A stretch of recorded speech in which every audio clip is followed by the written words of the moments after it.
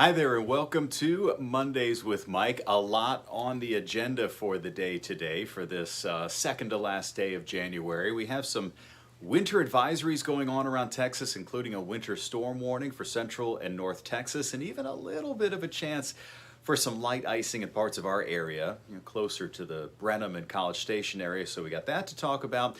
I'll talk about why we've shifted our numbers down a little bit as far as our low and high temperatures forecast. Kind of got, I don't know if I want to call it a surprise, but a surprisingly strong and colder cold front than expected. We're also going to take a look back at the tornadoes that hit last week in Pasadena and Deer Park, how they compare to some previous tornadoes, and even a look at some of the tools that we used to track the tornado and even to track when we think it was touching down and doing some damage. We can actually use some of our radar tools to do that. So I'm going to start off showing you what's happening here and then tell you why this front is a little bit colder than expected. So as of this morning, the front has made it through, cleared the coastline. Our temperatures have dropped into the 40s. We're probably going to be stuck in the 40s, like low 40s, all day long today, with a brisk north wind and some off and on drizzle.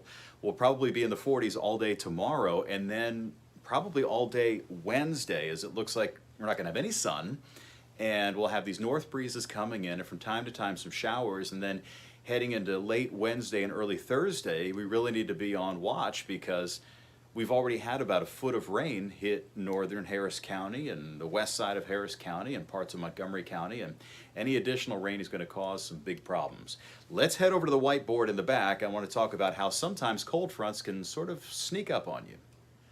All right, so we're back here in the weather dungeon where we keep the whiteboard, and you know how much I like a chance to use the whiteboard. I enjoy it a little bit too much, but I wanted to tell you why.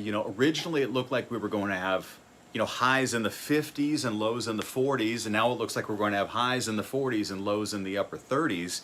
And part of our area, even under that winter weather advisory, that means that there could be some light icing around Brenham and College Station. So let's take a look at this, and I want to draw for you, what we're talking about when we have a cold front coming through, what that means, and why sometimes they could be sneaky. So this is called the Norwegian cyclone model because storms like this were passing through Scandinavia, and a lot of the early meteorologists were studying this stuff in Norway. So it's what you've seen on TV. So you have this L, okay, like that. That's an area of low pressure. And then you have a front that comes down like this, okay, just like that. And then we draw it like this with these flags on it, or barbs.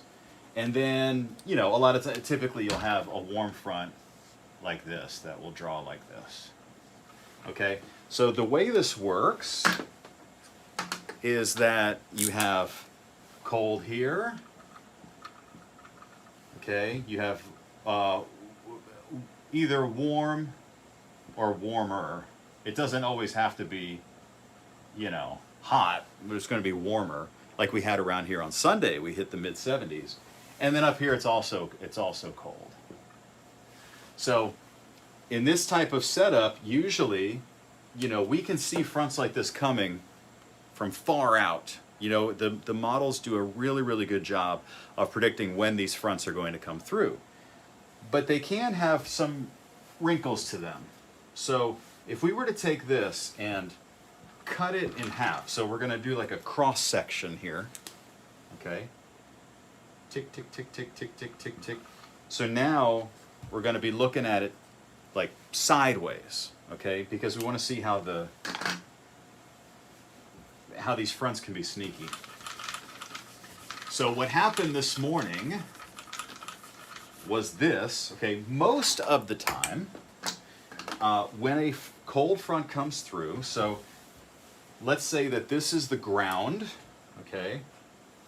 Here's the ground, and we'll put a building there or something, and put a house. Okay, this is the ground, tree.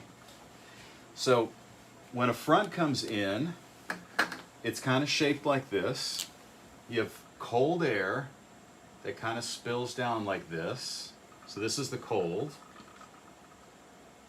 And then over here is the warmer air, like this.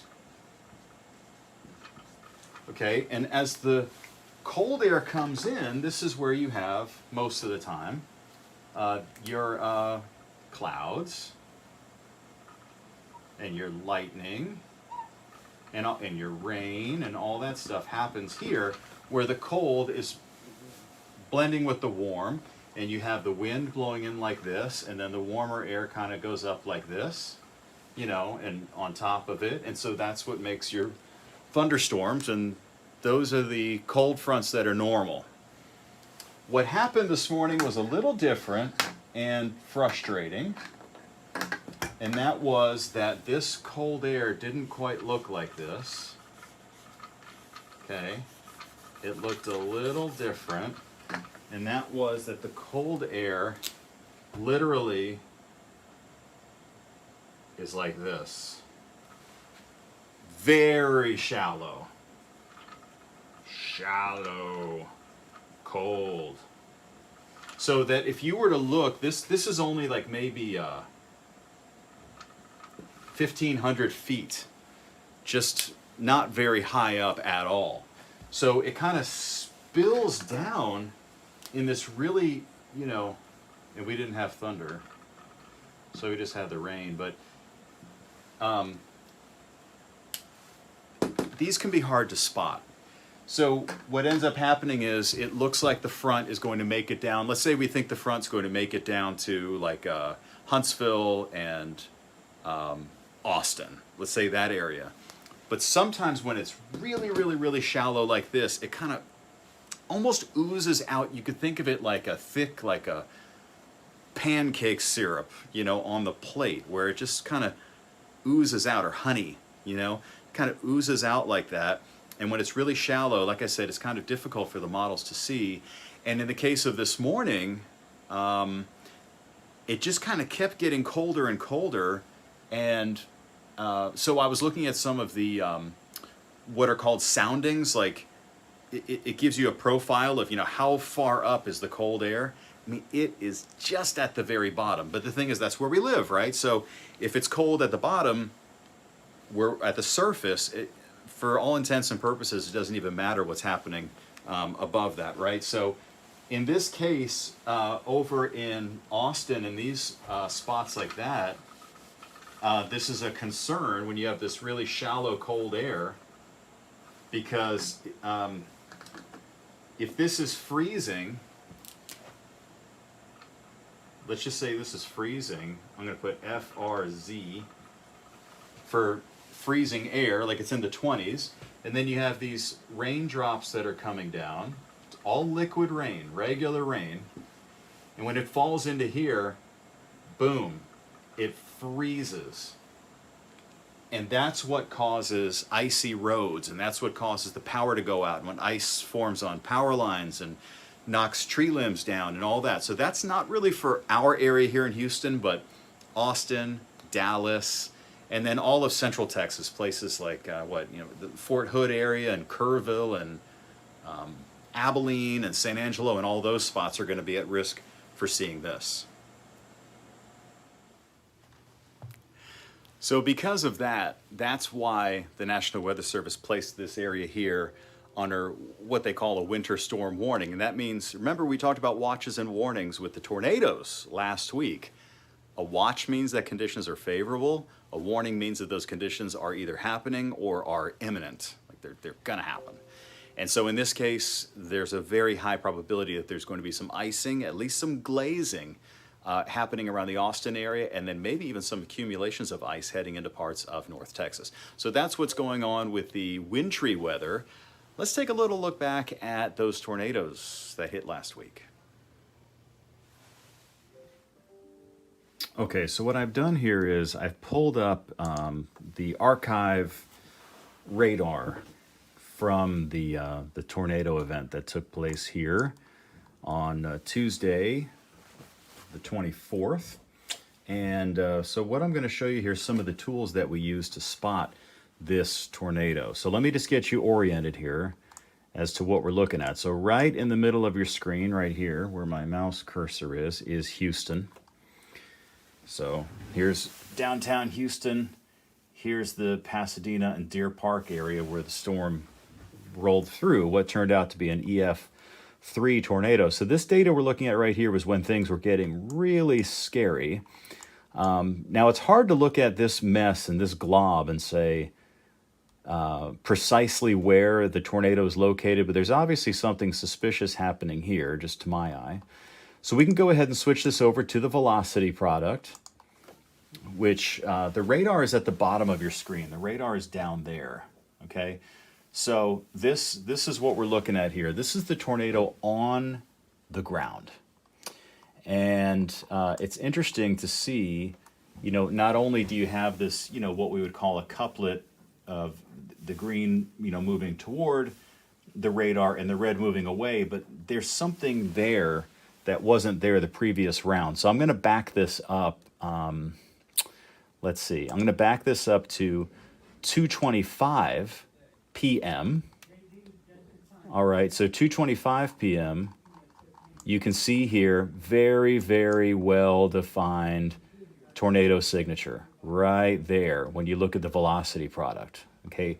But just a few minutes later, okay, when we take a look ahead at 2:26 p.m., this is where it starts to be really concerning, because when we zoom in, we're seeing, okay, there's a circulation there, but see, now I'm going to switch you over to what's called the correlation coefficient.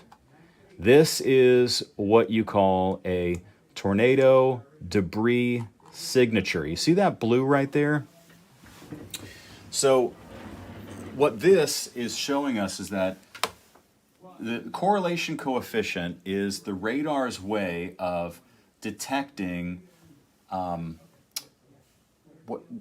how similar are the particle sizes that we're hitting. So if all of them are perfectly the same, then you get a reading of 1. And it's when they drop that you know that there are things of different sizes in there. So for example, in this case you have debris. So it's not just raindrops, now you've got pieces of roofs, and you've got tree branches, and you've got limbs, and you know, leaves and dirt and everything else that gets picked up off the ground when you have a tornado touching down. So again, that one right there is the tornado debris signature, that blue. And so when this was on the ground, that's when we started thinking, okay, this is a very serious situation. And this is where, you know, remember the tornado emergency was in place. Now I just put this ahead by 7 minutes. So now we're looking at 2:33. And that debris signature is right here, and it isn't nearly as defined as it was before. So we've now gotten past the point where we have the really serious debris up in the cloud. It's still there. It's still there, see? And if we switch this over to velocity, we'll still notice a spin, no doubt. This is as it was moving out of the Deer Park area. See right there? This is as it was moving out of the Deer Park area and toward Baytown. So it was still holding together there as a pretty good circulation. And this is where it all went down, partially at the weather wall way over there, and then partially here at the desk where we were answering questions, and I was just following along with this amazing development. So hopefully we don't see anything again like that for a long, long time. And I just wanted to show you that the technology we have now is allowing us to give you more and more warnings. So I hope you have a great week. It is going to be a cold one, so bundle